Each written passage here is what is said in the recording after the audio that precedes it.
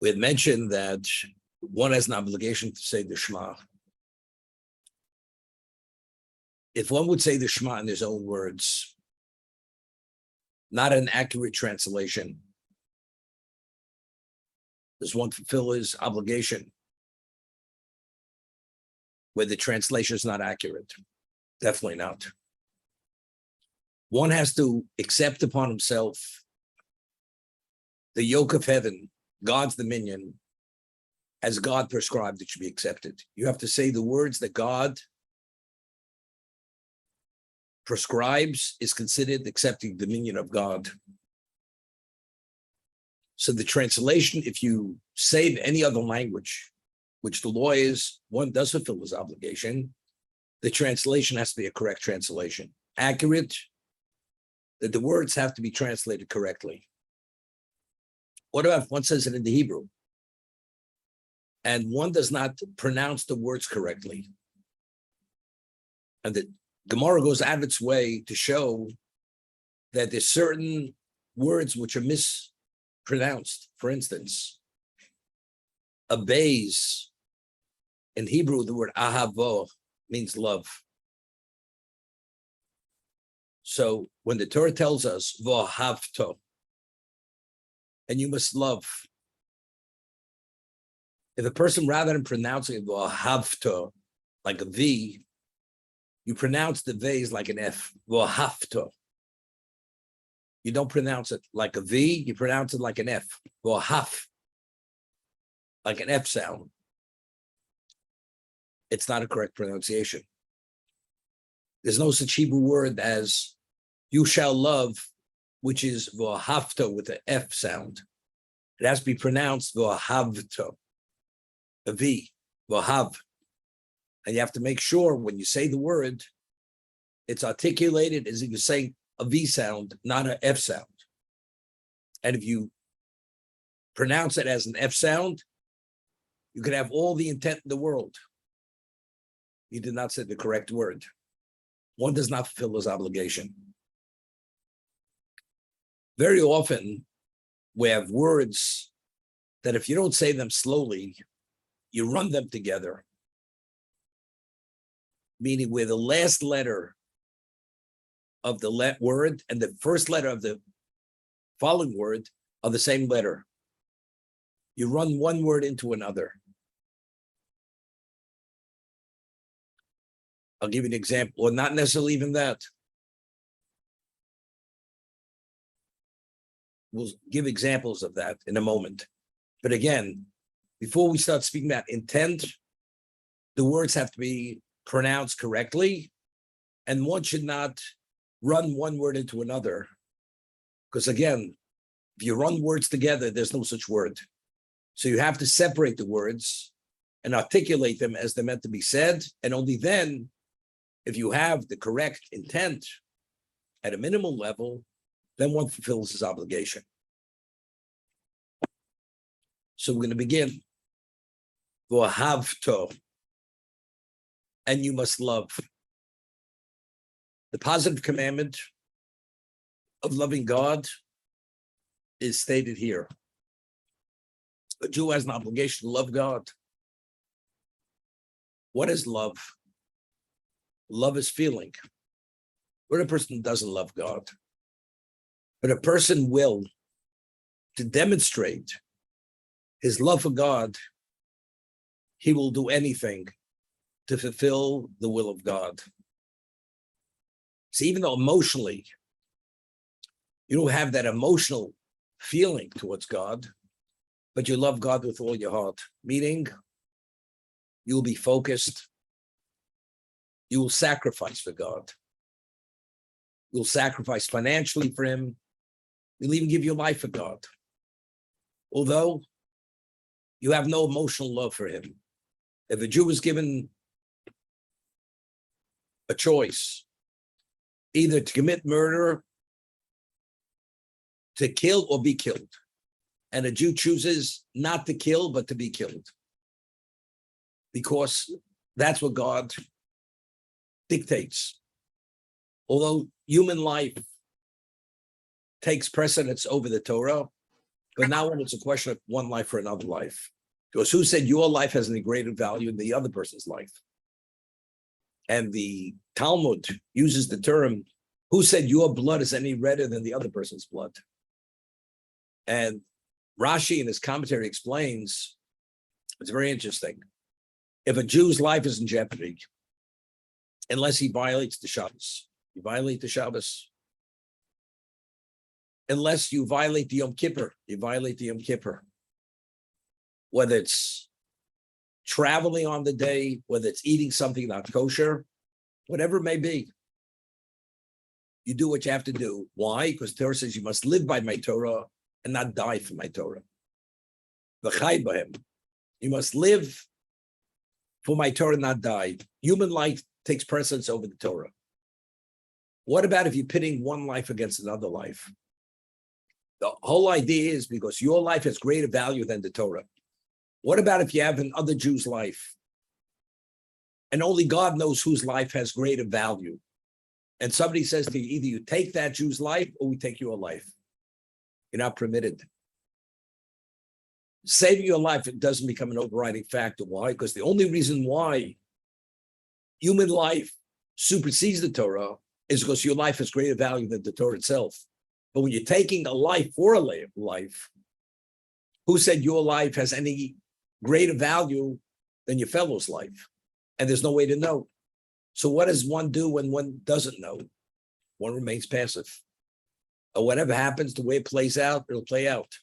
And even if they should take your life, because you don't want to take another person's life, you have no right to be proactive to take someone else's life, because you don't know whether your life has greater value than the other person's life.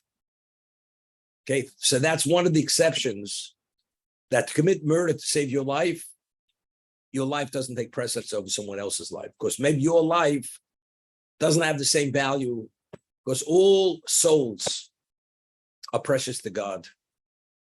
We're talking about Jewish souls, Jewish life. Rashi says, Nishmas Yisrael, the Jewish soul. Saving a Jewish soul is like saving the world. Do you know who a soul innately has greater value? As they say, only God knows. With all your heart. What's with all your heart? Meaning, regardless of what you value, your feelings about other things, you have to pass on everything else. You have to focus on the will of God. What does God want? A person desires to eat something not kosher. You have an urge to say something you shouldn't say, such as speaking negatively about another Jew, which is not within a constructive value, which is called Lashon Hara. You want to lie, where lying is not justifiable, meaning it's definitely a Torah violation. You want to steal, which you're not permitted to steal. You want to embarrass another person. You have no right to embarrass another person. But you have so much to gain. If you love God with all your heart, meaning there are no exceptions, but I satisfy a need. God's will takes precedence over whatever your need may be. So if you love God with all your heart, you're motivated to do his will. You have to do Shema at a certain hour. It's too much of an effort to get up early to say it.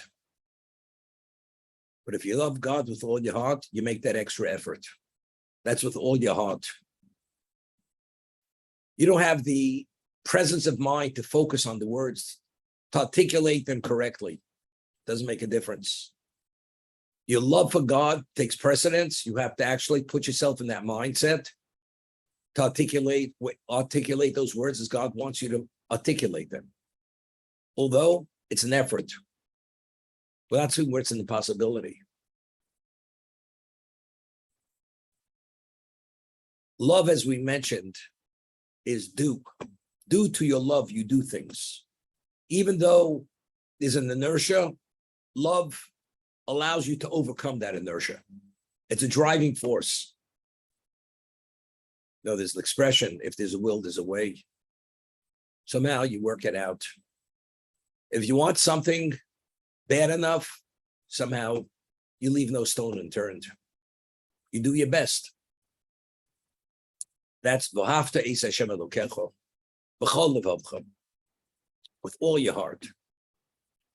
It should have said b'chol libcha. Grammatically, it should say we have one heart. B'chol libcha, with all your heart. What's levavcha? B'chol levavcha, with all your hearts. The answer is we have two inclinations. There's certain things we naturally do. We're drawn to certain things. Certain things we don't naturally do. Doesn't make a difference. Even though there is that inertia that doesn't allow you to do it, you have to somehow overcome that inertia. That's called the Yetzer Hara, the evil inclination. B'shnei yitzrucha, with both of your inclinations. Your positive inclination, you have to serve God, but even your negative inclination, if it should be somehow interfere, you have to somehow overcome it and do the will of God. Or sometimes you have a situation where you have to use your negative inclination. Let's say you have to go and you have to reprimand the person, and you have to display a certain degree of, people would call it cruelty. Cruelty. In society's eyes, how do you not? You're acting cruelly, but God says you're not permitted to do it. What society considers cruelty, you're not permitted. So you're using your negative inclination to display a lack of compassion to do the will of God. Give you an example. Euthanasia. According to modern society, euthanasia is something which is not frowned upon. It's not something which people see in the negative. It hasn't yet become fully legal, but that person comes before a jury, it's not going to be prosecuted. Because euthanasia is, if you would understand the suffering of the patient and the suffering of the family and the financial burden it puts on the family and all the negative ramifications of maintaining the person alive, it's greater compassion to end that person's life. So compassionately speaking, where you're drawn, do something you shouldn't do, because we don't play God. God is the one who determines when life ends. We as human beings, that's not a right given to us. God, if it meets God's criteria, then you do it. You're permitted. Otherwise, regardless of how painful it may seem or unconscionable as it may be, you have no right to cross that line. So you're acting in a way which is the extreme level of lack of compassion to do the will of God. That's a demonstration of love. And over there, it's being passive. It's not being active. What about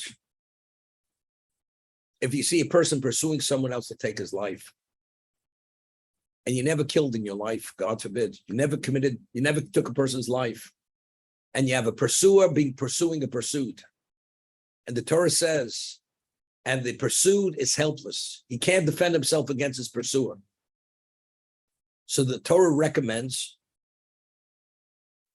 that if you could maim him, the pursuer, rather than kill him, you should maim that pursuer. Why? Because the only reason why the Torah allows you to take the pursuer's life is to save the pursued, that he should not be a victim of the pursuer. But if you're able to accomplish it by maiming the pursuer, you maim the pursuer. But if the only way you could save the life of the pursued is by killing the pursuer, you have an obligation to kill the pursuer. But I never killed a fly. I'm a conscientious objector. I was exempt from the draft because, I can't tolerate seeing blood. It's irrelevant what you can tolerate, you can't tolerate. You have an obligation to save the pursued. And therefore, whatever it takes, you must kill the pursuer or minimally maim him to save the life of the pursued. But it's doing an act which is so against the grain of the person, the objective bystander. Doesn't make a difference. Many years ago, somebody had given me a gift. It was a year subscription to a newsletter that was given by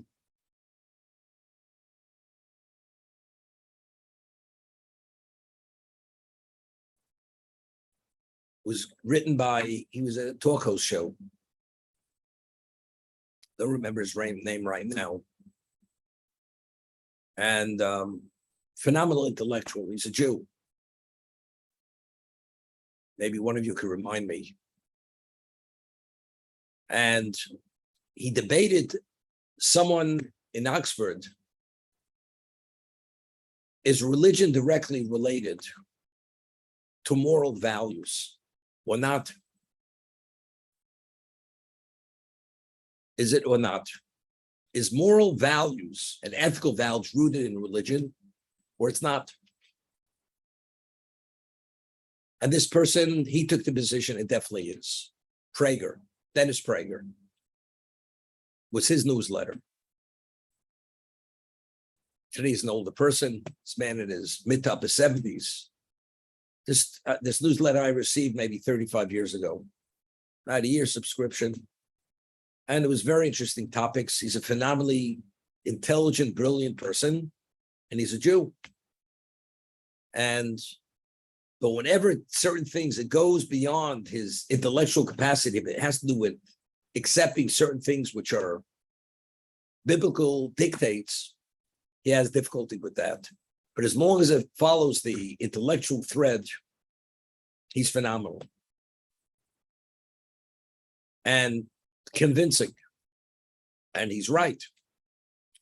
So they did a study in England that if a person's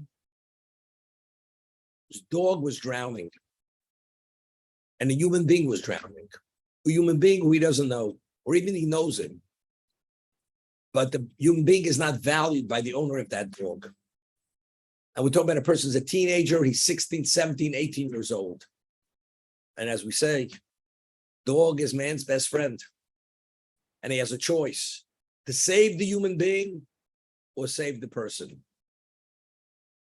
How do you think the poll came out? The vast majority of teenagers, I'm going back 35 years ago, they would save the dog before the human being and let the human being drown. Because Lassie, Rin Tin Tin, wherever you want to call him, or Chihuahua, Dachshund, that's man's best friend. Who spends that kind of money at the veterinarian? Had a case. I was giving a women's class, and a woman didn't show for a while. So she said she went to the neurologist. So I said, is everything okay? She says, yeah, it was my dog. I had to take him to the neurologist. Because Dachshunds, they have long backs, they have spinal issues. You understand? Man is dog's best friend. So the person chooses these teenagers to save the dog over a human being. You tell me. Because again, it goes against the natural grain. If your love for your dog is more than your love for your fellow human being, it has nothing to do with the divinity which exists within man, because he has a soul. The dog takes precedence over human life. But how could you not pull the plug? How could you not?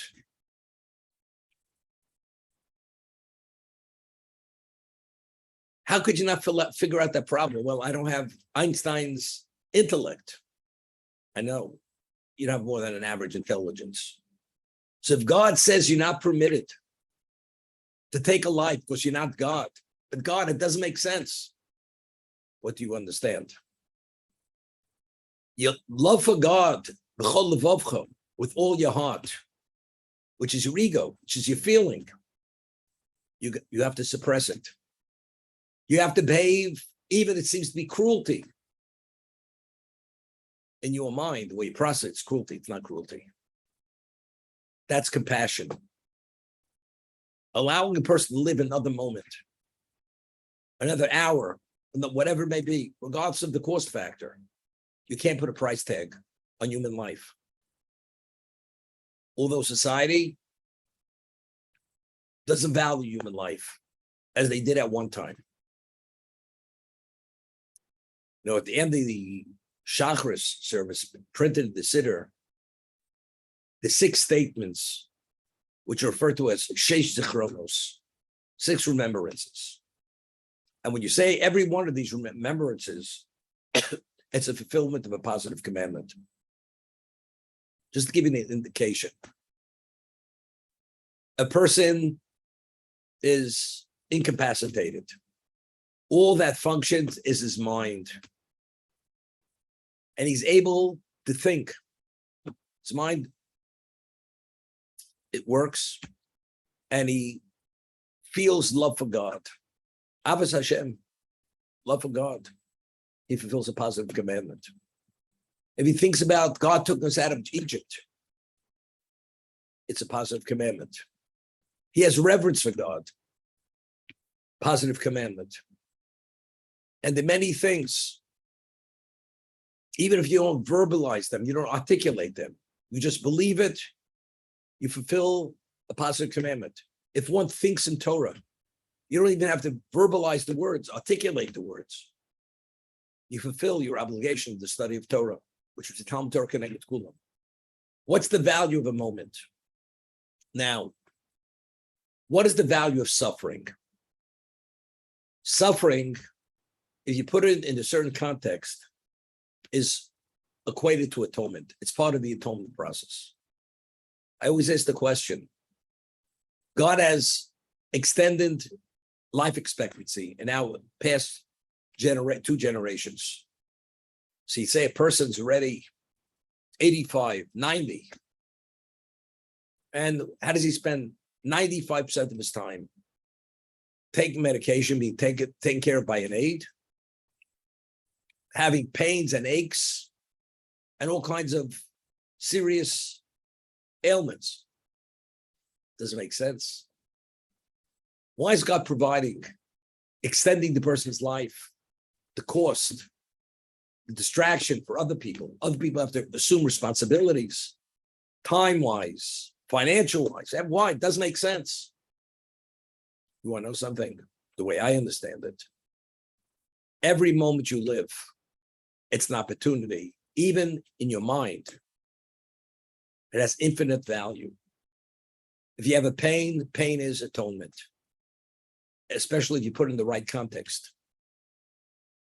If your mind operates, belief. You believe in the 13 tenets of Jewish belief, which was codified by Maimonides, by Rambam. You have a guarantee to share in the world to come. God is omnipotent. God is not subject to anything physical or spiritual is subject to. Reward and punishment, coming Mashiach, resurrection, whatever it may be. The authenticity, the divinity of Torah. You believe in any of that, and all of that, guaranteed you're part of eternity.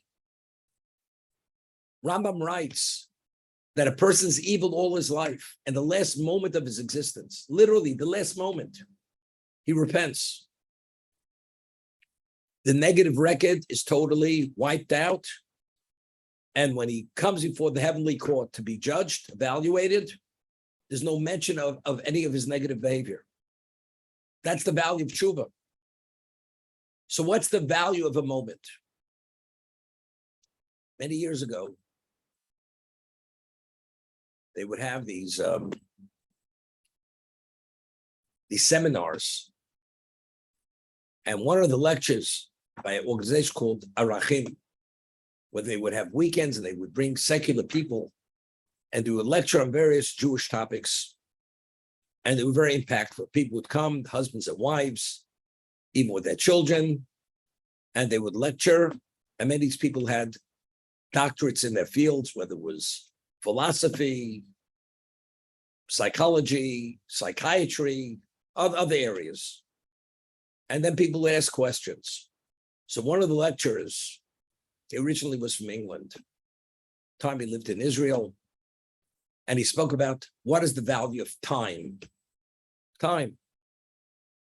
So then the year he had lectured, it was the year after Mark Spitz won the gold medal in swimming for the United States. How much did he win that meet? By maybe 10,000th of a second, maybe a little more than that. And he was the Olympic champion. What was the value of winning that? He was the world champion swimmer. He got a gold medal, but the value wasn't only a gold medal. Do you know how many offers made? Procter and Gamble, Unilever. He earned contracts worth millions of dollars. What was the value of that nanosecond that he won the swimming feat? A fraction of a second. It's worth millions of dollars. So if a fraction of a second is worth millions of dollars, the last moment of your existence, when you do tshuva, a person repents, he could correct the whole life's misbehavior. What is the value? If we say in Pirkei Avos, for doing a mitzvah, schar bayal maleko, that the reward for a mitzvah is not computable. It cannot be quantified. That's how infinite a mitzvah is, because it's part of eternity. And you think for a moment, love God, revere God, believe in God. We're talking about if you lived another 1,000 years, you couldn't be compensated for that mitzvah. And now in one split second, you did multiple things, and now you're part of eternity. What's the value? But that's lavavcha. You love God with all your heart. My positive inclination says definitely you should do good things. But even using negative, suppressing certain things, which are normally you have to control yourself. How do you not pull the plug? There's a story many years ago. There was a doctor in Toronto, he was a Jewish doctor. And he had a Jewish patient. And he pulled the plug on this Jewish patient. The person died. Either that night or the following night, the person died, comes to the doctor in a dream and says to the doctor, I want to explain you something. If I would have lived those extra few minutes, I fulfilled my purpose in this existence. But because you ended my life before it was meant to be ended, now I have to come back to be reincarnated, to be able to correct, to experience life in a certain context, which I didn't experience because you ended my life too soon. That's what this person came to him in the dream. This Jewish doctor. Until then, he was a heretic, totally assimilated Jew. When this man came to him in that dream, it was a bombshell. As they used to say, he was hit by a ton of bricks. Couldn't get it out of his mind. And he started to investigate. And God spoke to people who have an understanding of Judaism. And he became a full Baal Tshuva. Fully repented. But you never know. Every black cloud has a silver lining. That's his silver lining. How could he make it up to that person who he took his life? Only God knows. So what's the value of living that extra moment? Only God knows. There's a negative commandment. If you see a fellow Jew drowning, and you have the ability to jump in and save him, because you could swim and you're not putting your life in jeopardy. And you choose to turn a blind eye and you go on your way. Person drowns, you have culpability for not saving him. If you see a Jew being attacked and you're able to pick up the phone and call 911, which will make a difference if that person's life is saved or not. Or a person has a heart attack, God forbid, and you just mind your own business and you could pick up the phone and call 311, whatever it is, the EMS to save that person's life, and you don't, you violated the law, you stood by while your brother's blood was shed. If you could intervene and you don't, you have liability. So even being passive, at times, it's unjustified. How could you not intervene? Well, I have my reasons. You never know. You can have all kinds of lawsuits.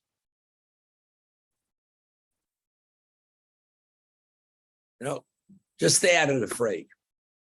Nobody's asking you to get in the fray and God forbid put your life in jeopardy. But you can make a call.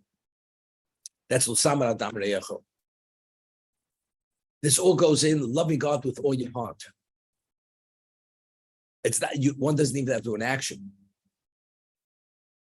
It's the way you feel. It's what you understand. And subordinating your ego to God, that's also an expression demonstrating your love for God. Who am I? That's with all your heart, the positive and the negative.